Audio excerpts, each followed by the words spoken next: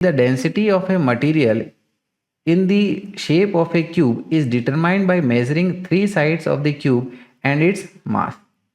तो एक क्यूब की डेंसिटी को मेज़र करने के लिए, ठीक है ना, इसकी तीनों साइड की मेजरमेंट करी गई, ठीक है ना, और इसका मास भी मेज़र किया गया।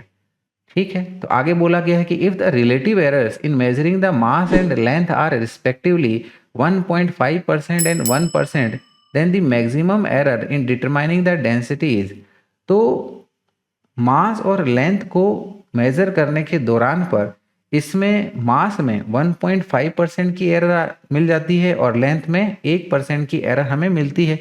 तो हमें बताना है कि डेंसिटी को मेज़र करते वक्त इसमें हमारी एरर कितने परसेंटेज की हमें मिल सकती है। तो डियर स्टूडेंट्स, डेंसिटी जैसे हमें पता है कि it is your mass divided with volume, और वॉल्यूम किसका? क्यूब का। तो क्यूब का वॉल्यूम क्या हो जाता है? हर एक साइड का cube, right, that is side into side into side, यानी कि साइड को अगर ए बोलेंगे तो ये हमारा ए क्यूब इसका वॉल्यूम हो जाएगा। So it is mass divided by A cube. तो अल्टीमेटली हमें यहाँ पर परसेंटेज फ्रैक्शनल एरर इन डेंसिटी बताना है, that is delta rho upon rho into 100।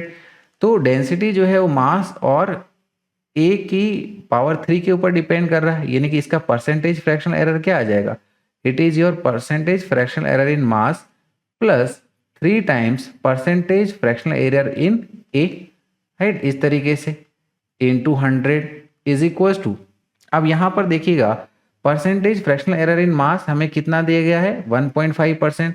तो ये हो जाएगा हमारा 1.5% plus 3 times percentage fractional error in A कितना है? 1%। तो यहाँ पर मल्टीप्लाइड विथ 1% कर लेंगे, तो ये आ जाएगा हमारे पास में एज 4.5%, इस तरीके से। तो सही आंसर हो जाएगा हमारा ऑप्शन सी, विच इज 4.5%।